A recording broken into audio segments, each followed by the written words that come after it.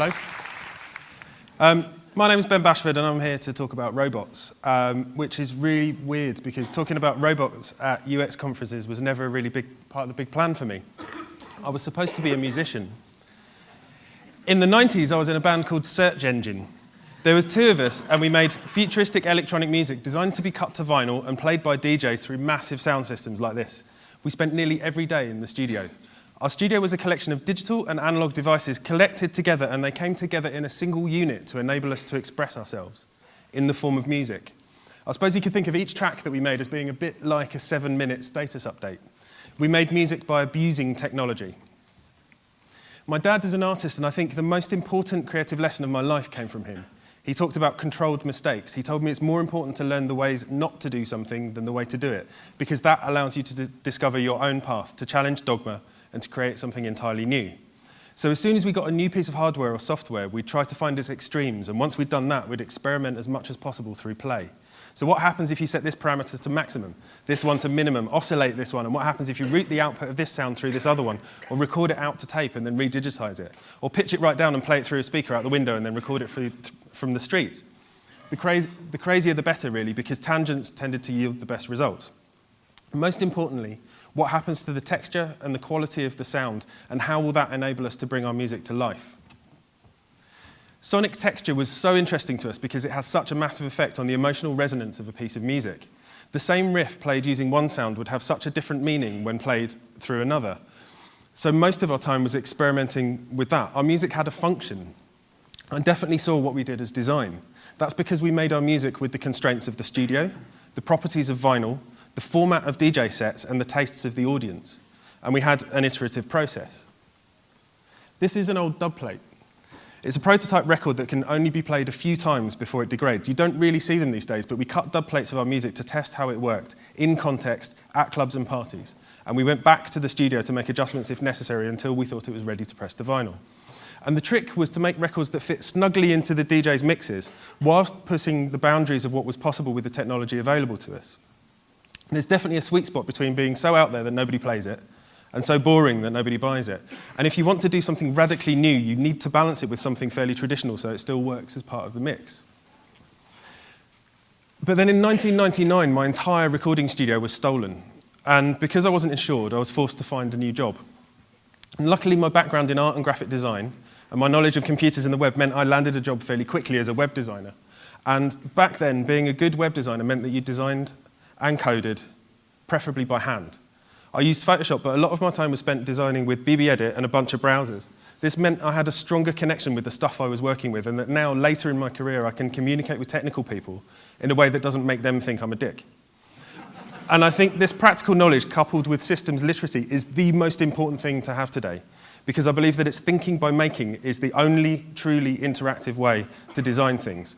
And I find it amazing that it's being talked about in recent times like it's some kind of revelation. I've always thought that as designers we should be making things, not drawing pictures of things. So it's 2012, and I've been doing this for quite a long time now. I still make things out of the internet, but now my work is less about the web and more about products and services.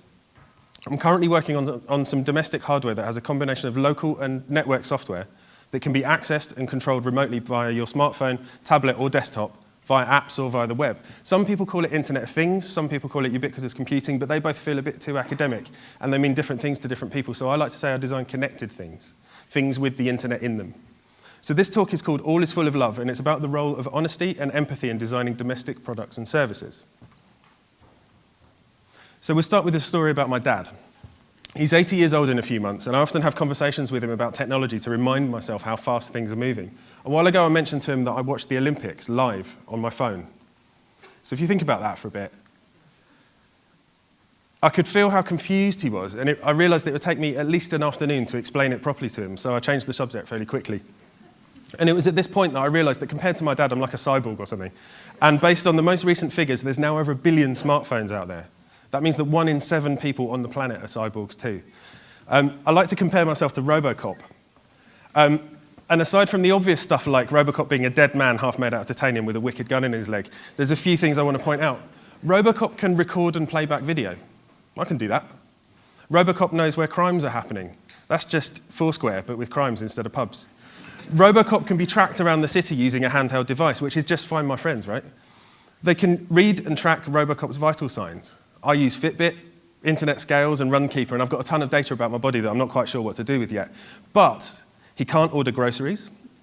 He couldn't hail a taxi. He can't plot the best route across town if he was getting a bus. He couldn't call up reviews of nearby restaurants, and he certainly couldn't book a holiday, order a book, check how many nectar points he had, or catch up on last night's EastEnders.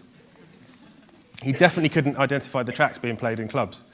So I'm a mundane cyborg, and in fact my life has become so dependent on the little device I have, I think I'm close to being inseparable from it, which is a bit crap. Because if I lost my phone, I wouldn't know how to get anywhere, I'd be late for everything, and I wouldn't be able to remember anyone's telephone number to tell them. I think these things are starting to dominate our lives. If you go to a gig these days, you'll see a sea of phones held up with the air, with people taking photos or video.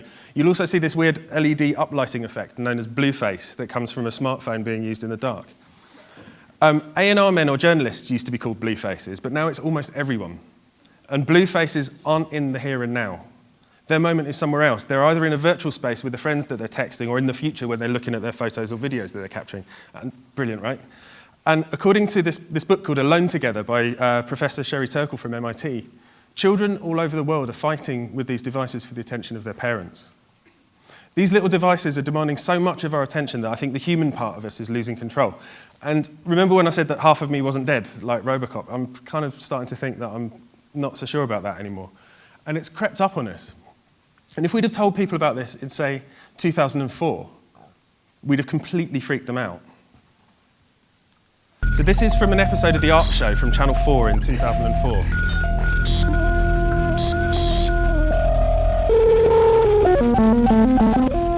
I'm a cyborg, I'm part machine, part technology. I'm wired to the internet 24 hours for the rest of my life. A cyborg is part machine, part human.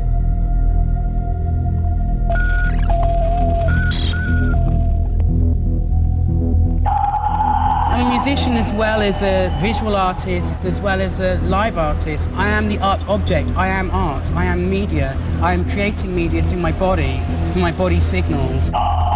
Rokeby is a live artist who wanders the streets, continually videoing and recording whatever happens to him. These are then relayed to his website. This is him videoing a melon. Right. How many pictures of melons do you think there are on Instagram?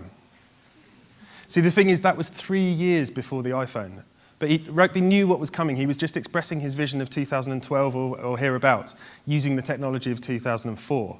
He was 8 years ahead and in the wrong future. He was also seen as a bit scary by most people because he was operating far too outside of the norm. So earlier this year, a guy called Venkatesh Rao published an article on his blog about an idea that he called the manufactured normality field. The field contains everything we class as everyday. It's a bit like a safety blanket, I suppose, because it helps us feel grounded in the now. It's why things on the whole don't feel that advanced compared to 2004, even though we've just seen how far ahead we are. He describes this giddy, nauseous feeling that we get when something happens to disrupt or break the field. I've been getting that feeling more and more recently, and I don't think it's going to slow down anytime soon. That feeling is also called future shock. So the term future shock comes from a book written by a writer called Alvin Toffler in the 60s. It's a book about the overwhelming psychological effect of what he calls too much change in too short a period of time. And some of the stuff that I post to my own blog, and some of the stuff I think James Bridle is posting to his New Aesthetic Tumblr blog, is about exposing the parts of the present that break the normality field and cause that future shock vertigo feeling. So every now and then I like to look at the archive of the New Aesthetic blog in the Tumblr archive view. It's like a wall of future shock. It's like a massive rush. And some people, like me and my friends, are addicted to that feeling. It's why I love hard sci-fi, and it's why I like being in dark warehouses listening to music that sounds like I'm eating metal crisps. And it's why the future is an obsession for me. I love stuff that gives me vertigo. And it's like catnip for some clients, because like me, they're addicted to the feeling it gives them because they're so keen to discover the next big thing. It's probably why they got into technology in the first place. But we have to be really careful, because future shock isn't a good thing. It makes normal people freak out. And that fear and confusion can lead to dangerous negative backswings like Luddism, which was a disruptive reaction against technology that didn't really do anyone any good, and or the more recent aesthetic obsession with this kind of good old days that never really existed, and I think that's a result of future shock too. Or people burying their rubbish as a result of this. discovering what people thought were or called spy chips in their recycling bins. I'm not suggesting you read it or anything, but the Daily Mail is an amazing source of the adverse reactions to the normalcy field being broken. So while we're designing the future, we don't want to disturb normality too much. We want to work within it. But if we want to be able to sell the things we make, improve the human condition, or just have an interesting job, we need to be able to stretch it just a bit with everything that we make. And it's not a new idea. Raymond Loewy, the father of industrial design, knew about this. He lived by a principle that he called MAYA, or most advanced yet acceptable. He was incredibly consumer-focused and worked to design things that were acceptable to the public while still pushing the boundaries of the recently possible. He said this. He said, the adult's public taste is not necessarily ready to accept the logical solutions to their requirements if the solution implies too vast a departure from what they have been conditioned into accepting as the norm. And two of my favourite designers, Jasper Morrison and Naoto Fukasawa, have a manifesto that describes their idea of things that they call supernormal. They talk about products that are designed to cause as little disruption as possible whilst upgrading the existing framework of normality. Jasper Morrison says, design which is supposed to be responsible for the man-made environment we inhabit seems to be polluting it instead. Its historic and idealistic goal to serve industry and happy consuming masses at the same time of conceiving things easier to make and better to live with has been sidetracked. Now that's really interesting to me, given that there's such a current rush to make awesome, disruptive stuff. So I believe it's our job as designers to embrace and understand the things that cause future shock whilst normalizing it for people so they don't freak out. And to describe that in UX terms, I think that's a bit like designing wayfinding or signposts. We should be helping people find their way into the future without feeling disorientated or scared as we move forwards as a species. And the most of the future shock feeling I've been getting recently comes from software agents, algorithms, engines, spiders, or whatever you want to call them, automated bits of software that have motives and behavior of their own. And things like Amazon's recommendation engine, Google's AdWords system and their search spiders, spam bots, IM bots, Twitter bots, things like Clout and its terrifying military version called the disposition matrix, the bots that Wikipedia used to clear up vandalism. And Kevin Slavin's talk that he gave at TED is a great place to start if you want to kind of catch up on this. But the more of our lives become digitized, the more they become intertwined with these bots. And at the moment, they're mostly processing and creating data.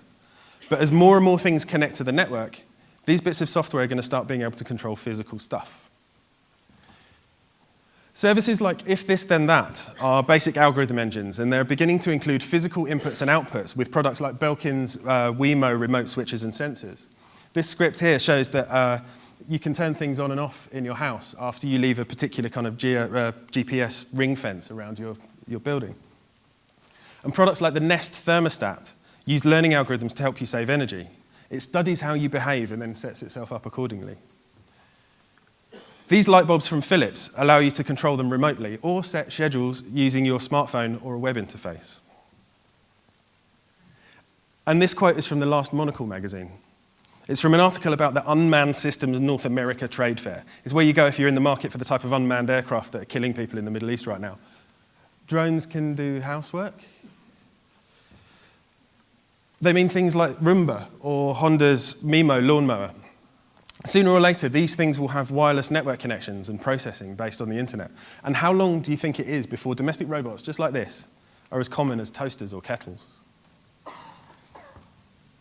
It will be sooner than you think, and we're probably going to need to modify our surroundings to accommodate them. A bit like when we got indoor toilets or changed our living rooms when TV arrives, or how we cut cat flaps into our doors. I like to think of bot flaps. I think that's quite a cool idea. But we may end up needing to make some things just as usable for robots as they are for humans, which is going to be super hard to come to terms with. The U in UX isn't going to be exclusively human for long.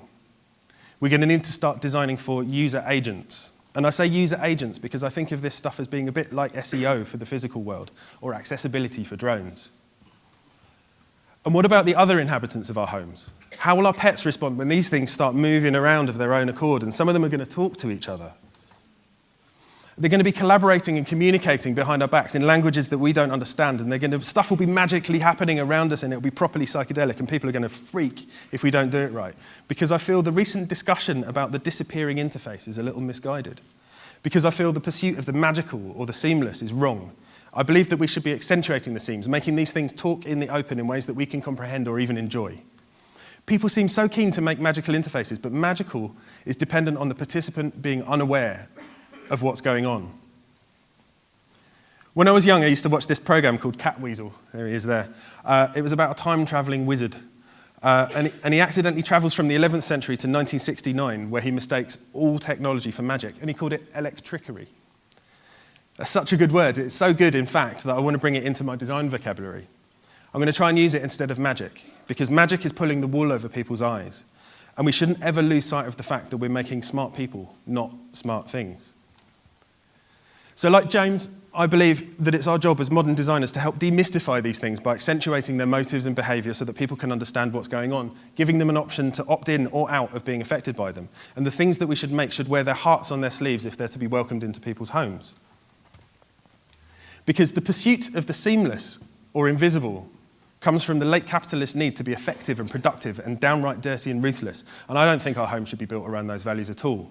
I really don't want to live in a home designed with the principles of the workplace, because it'd be like having your boss around all the time. And I think this pursuit of efficiency has led to our devices being so demanding, because of course the thing about work is that it needs your full attention. So if we're going to make domestic technology, let's make sure it's domesticated. Designing the behavior of domestic algorithms and robots is going to be massively important. My dad plays his computer at chess, and he's happy to tell me about how he talks to it. And I swear at my computer all the time. It's because we think computers come to life when we interact with them. There's a book called The Media Equation that explores this. And after years of research, the authors come to the conclusion that when people are interacting with a computer, for the moment of that interaction, they believe it to be fundamentally human and social in nature. And I believe that. This quote comes from an Amazon review of the Mint floor cleaner. It's basically a bot in a motorized mop that drives around your floor. And the most popular review describes it in terms of being a bit like a nurse and chipper. They're seeing the way that it moves and interpreting that as personality, a bit like handwriting or calligraphy or something like that. And I'd be really interested to hear if the way that this robot behaves is a product of design or pure engineering. Because if it is just a product of engineering, I think it's something that design should take ownership of quickly. So we interpret these complex systems in human terms because we need to normalize them to help us cope with the fact that we're interacting with something that isn't human. And I believe that this goes right back through history. I think that's why we have things like the North Wind and house sprites or ghosts, and I think it's why we project human forms onto our deities. And it's why sailors refer to ships as she, and Earth is often referred to Mother Earth. It's an inbuilt coping mechanism. So given the fact that people will project human characteristics onto domestic robots whether we like it or not, maybe we should stop thinking about what are we designing and start thinking about who are we designing. We're all used to developing personas to describe users, but what about developing personas to describe the product itself? System personas. What does it need? How does it feel about it? What does it do about it? And how does it do that? And I reckon this could be really powerful when designing the behavior of domestic robots, but where can we draw inspiration from? We could use people, but we need to be really careful with that. And I'm sure you're all aware of the uncanny valley by now, but for those that aren't, this diagram shows that the more realistically human something gets, the scarier it gets. And I think that's because the closer to human things are, the harder it is to normalize by mapping our own personality to it. This is what lives in the uncanny valley. It's not a new problem. It's something that robotics and video game designers have been struggling for years. And besides, I think humanoid robots are a bit of a red herring because they were invented by a Czech playwright called Karel Čapek for one of his plays, and he gave them human forms so they could be played by actors and walk on and off the stage. He called them robots, which is kind of loosely translated as Czech for forced labour or drudgery, and it stuck. So why bother climbing the hill at all? If you ask me, this is the point here that we should be aiming for. I call it CANNY BASECAMP because it's much easier for us and much easier on the people and animals that need to live with the things that we make. And this is illustrated by Scott McCloud in a book called Understanding Comics. He shows us that the fewer details that we put into a character, the more people it could be seen to represent, meaning that it's easy for someone to map their own personality to it, creating a stronger connection. And that's a really powerful thing, and it still gives us a bit of control. So I call this concept minimum viable person. So the biggest question is, what's the least we can do? What could minimum viable person be? Gertie from the film Moon uses a simplified face that encourages us to anthropomorphize him, even though he looks like an office printer. And also his squareness allows him to have Kevin Spacey's voice without dropping straight into the uncanny valley. But the thing is, human faces are a bit attention-grabbing because we're naturally drawn to them. So do we have to use faces at all? Tom Armitage's Tower Bridge Twitter bot is really interesting in that it refers to itself in the first person. Maybe something just calling itself I is enough. He's made part of London Talk, and it doesn't really feel that unnatural or strange. And I've got a pet bot. My friend Henry Cook made him for me, and he feeds off the things that I say on Twitter. And most of the things he says doesn't make any sense at all. But your brain really wants them to. And it fills in the gaps and gives him quite a lot of character. And if you message him, he'll talk back to you. And it's been said that he often makes more sense than me. He's like my subconscious. But I reckon we can be much more abstract than this. I think that in some cases, MVP could be as simple as a single movement, lighting or sound, a one-bit expressive interface. Apple's Sleep Light communicates a simple message by pulsating at the rate of human breathing when you're asleep. And Apple actually have a patent on this. Even the idea that a computer sleeps is interesting. But what could you communicate with this light just by speeding it up or slowing it down? And if we take this principle of simplified or abstract expression to the extremes, we might end up creating interfaces that we can read almost subconsciously. They could be hidden in plain sight, not invisible, not magical, just part of the furniture, maybe literally. And the subconscious is super interesting because it's so high bandwidth. You know when you're with your best friend and it feels like you have a conversation without saying anything? That's empathy. Empathy is about noticing things without being told. Empathy is a calm, deep understanding, and I believe that these simple one-bit interactions may encourage us to empathize with technology. And to be clear, that when I talk about empathic interfaces, I don't mean that computers should try and empathize with us. Domestic robots could simulate companionship with each other, but they can't, won't, and shouldn't love us back, because it would be a lie. And it's my belief that empathy is human and that it should always be human. And that empathy or soul expressed by a piece of technology should be down to it channeling the designer's own empathy. And that will require a special set of skills. Because I feel the design of these calm, expressive interfaces for the home is more aligned to making music than it is to science. It's about making design decisions based on emotional resonance. And that comes from developing a deep understanding and respect for the materials and processes of both digital and physical manufacture. It's about a return to craft. It's about a return to thinking by making. So I believe the calm, connected home that I hope for will need designers to become craftspeople again, to go beyond the skills that they have now, to a level of technical eloquence and modesty that will enable them to put their life and soul into the things that they make. They'll have a deep knowledge and understanding of the digital and physical materials and flip between them for reasons above practicality and efficiency, and will be able to make things that feel natural and normal, even though they're incredibly high-tech, without resorting to being a retro pastiche of the good old days. And they'll be curious.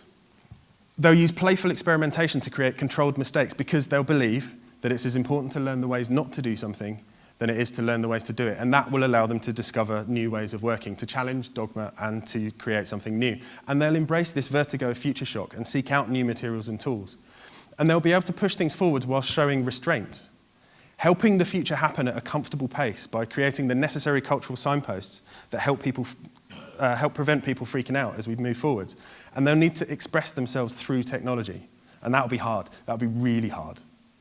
But I think it's worth it because I believe that taking this approach to domestic computing will allow us to take the internet out from behind glass and embed it into the world around us as wonderful objects that can bring the benefits of the network whilst encouraging us to engage with our surroundings and reconnect with the people and events around us. It will mean that we can stop being cyborgs and then start becoming human again. Thank you.